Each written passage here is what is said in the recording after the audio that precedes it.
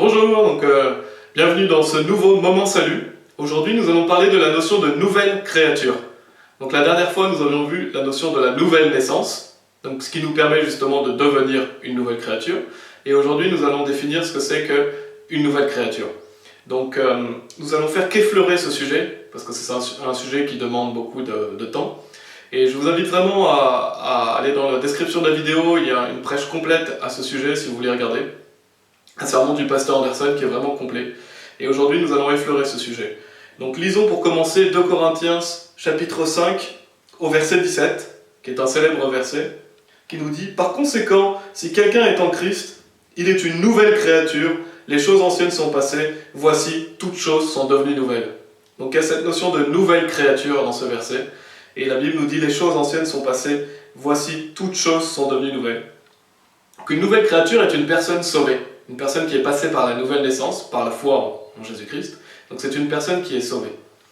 Et pour analyser ce verset de 2 Corinthiens chapitre 5 au verset 17, commençons par noter qu'il est dit « Les choses anciennes sont passées ». Donc qu'est-ce que ça veut dire que les choses anciennes sont passées? Eh bien les choses anciennes sont passées, ça veut dire que vous avez été crucifiés avec Christ, que votre chair a été crucifiée avec lui, votre ancien homme, le jour de votre salut. Et c'est ce qui est dit en Galates chapitre 2 au verset 20. Au commencement du verset, il est dit « Je suis crucifié avec Christ ». Donc, lors de votre salut, vous avez été crucifié avec Christ. Ça veut dire que votre chair a été crucifiée avec lui. Et c'est votre vieil homme. Et il est dit également en Romains chapitre 6, au verset 7. Romains chapitre 6, verset 7. La Bible nous dit... Romains chapitre 6, verset 6. Sachant ceci, que notre vieil homme est crucifié avec lui, afin que le corps du péché puisse être détruit, pour que désormais nous ne servions plus le péché. Donc il est vraiment dit dans ce verset que votre vieil homme est crucifié avec lui. Donc votre corps de péché a été crucifié avec Christ lorsque vous avez mis votre confiance en lui. Et bien sûr, nous savons que lorsque nous sommes sauvés, nos péchés passés, présents et futurs sont pardonnés par le sang de Christ. Dieu nous a pardonné tous nos péchés. Et notre corps de chair a été aussi crucifié avec lui, ça veut dire que nous sommes libérés du péché. Et nous ne cesserons jamais d'être une nouvelle créature, puisque le salut est éternel.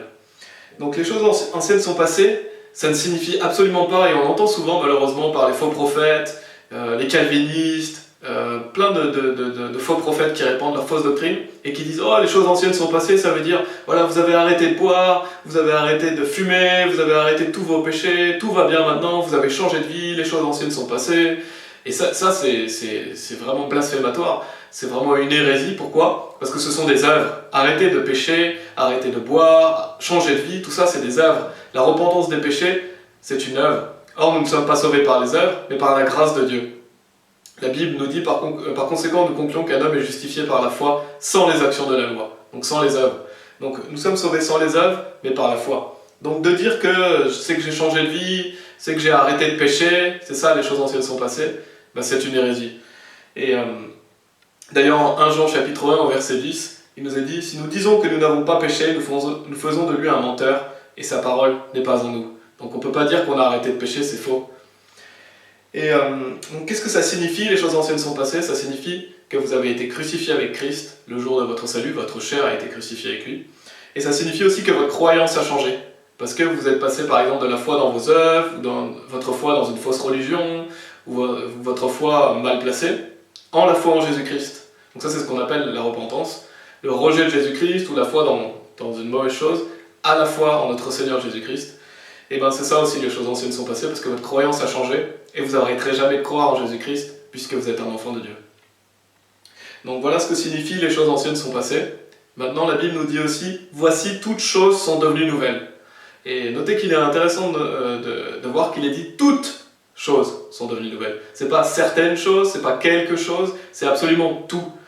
Donc ça veut dire que toutes les choses sont devenues nouvelles. Et je sais pas pour vous, mais le jour de mon salut, le jour où j'ai été sauvé, j'ai pas l'impression que tout avait changé. Toute ma vie avait changé, j'avais complètement changé au niveau extérieur. Non, c'est pas ça que ça signifie, toutes choses sont devenues nouvelles, parce que nous ne sommes pas du jour au lendemain parfaits. Nous allons toujours pécher, nous avons toujours des péchés dans nos vies. Donc toutes choses sont devenues nouvelles, ça ne signifie pas que voilà, toute votre vie a changé. Ensuite, et d'ailleurs si on est assez honnête, nous pouvons voir, nous sommes là aujourd'hui, voilà, si vous avez cru en Jésus-Christ, vous êtes une personne sauvée, et vous ne pouvez pas dire que vous êtes parfait, que vous n'avez aucun péché dans votre vie. Pourquoi? Parce que nous avons toujours la chair. Et justement, qu'est-ce que ça signifie? Voici, toutes choses sont devenues nouvelles. Ça signifie que toutes choses sont devenues nouvelles à l'intérieur de vous. Et ça signifie que vous êtes devenu un nouvel homme, une nouvelle créature. Mais ça, c'est à l'intérieur. Et parce que Dieu a fait de nous une nouvelle créature. Et donc il y a un grand changement, bien sûr. Il y a un grand changement le jour de votre salut. C'est quoi? C'est que votre destinée éternelle a changé. Vous méritiez d'aller en enfer, maintenant vous savez que vous êtes sûr d'aller au paradis. Vous avez reçu le Saint-Esprit le jour de votre salut. Votre esprit a été rendu vivant. Des écailles sont tombées de vos yeux aussi. Vous voyez clairement. Donc tout ça, ce sont de grands changements. Et c'est ce qui est dit par « Voici, toutes choses sont devenues nouvelles ». C'est qu'à l'intérieur de vous, Dieu a fait de vous une nouvelle créature. Et ainsi, une fois que nous sommes sauvés, donc pour résumer, ainsi une fois que nous sommes sauvés, il y a toujours le corps de péché qui est toujours là. Et c'est ce qu'on appelle l'ancien homme. Et dans Galates chapitre 5, par exemple, Galates chapitre 5, il nous est dit, au verset 17, « Car la chair convoite contre l'esprit, et l'esprit contre la chair, et ils sont opposés l'un à l'autre, de sorte que vous ne pouvez pas faire les choses que vous voudriez. » Donc on voit ici qu'il y a une opposition entre la chair, donc l'ancien homme, et l'esprit, qui est le nouvel homme. Donc il y a une opposition en nous, il y a une lutte, il y a vraiment une guerre à l'intérieur de nous entre l'ancien homme et le nouvel homme. Et d'ailleurs Paul, en Romains chapitre 7, dit qu'il est charnel. Donc si l'un des plus grands chrétiens de toute l'histoire dit qu'il est charnel, ne le sommes-nous pas nous non plus? Voilà, si on est un minimum honnête, nous savons que nous pouvons marcher encore par la chair. Et Dieu ne veut pas qu'on marche par la chair, il veut que l'on marche par l'esprit. Mais nous pouvons toujours marcher par la chair parce que la chair est toujours là. Et Paul disait qu'il était charnel. Et donc lorsque nous sommes sauvés, la chair peut toujours pécher, mais nous ne pouvons plus pécher par notre esprit. Notre esprit, il est parfait. Ça veut dire que notre esprit a été rendu parfait. Ça veut dire que nous ne pouvons plus pécher par l'esprit, mais nous pouvons pécher par la chair. Et il y a aussi donc le nouvel homme. Donc le corps de péché est toujours là, l'ancien homme. Et il y a le nouvel homme, la nouvelle créature. Et c'est cette nouvelle créature qui va aller au paradis. Donc c'est le Pierre, nouvelle créature qui va aller au paradis.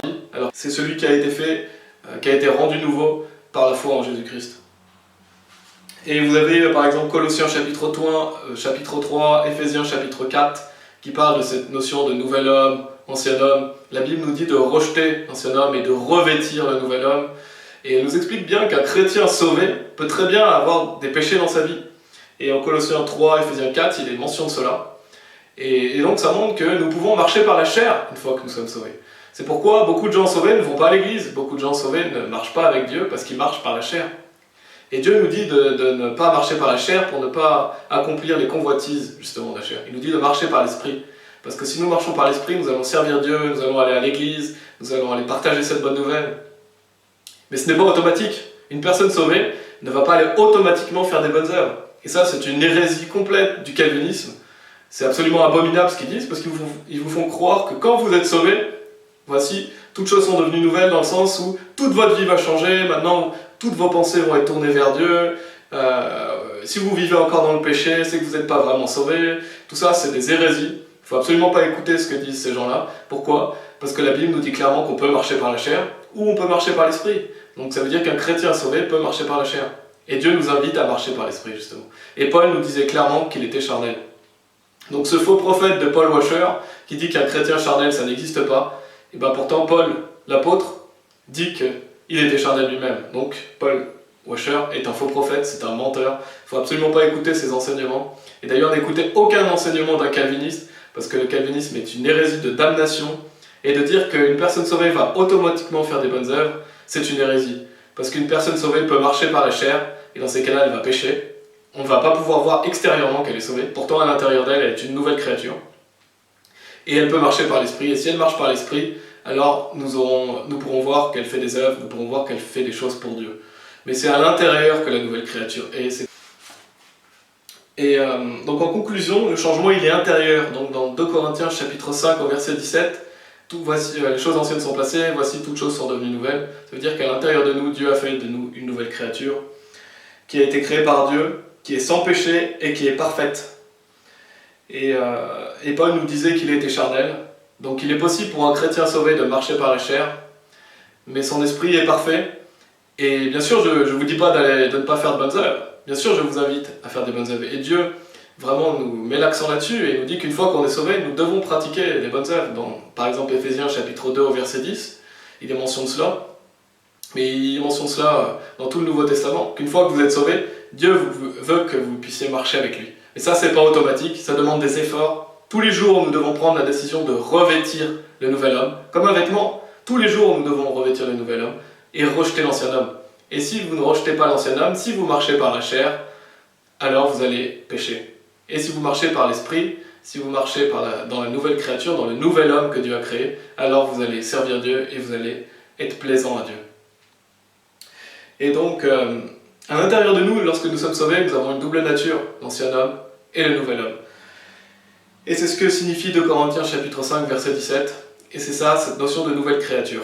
Donc voilà, j'espère que cela vous aura aidé. N'hésitez pas à regarder l'enseignement qui est sur cette chaîne, qui est plus complet sur le sujet. Et que Dieu vous bénisse. Amen.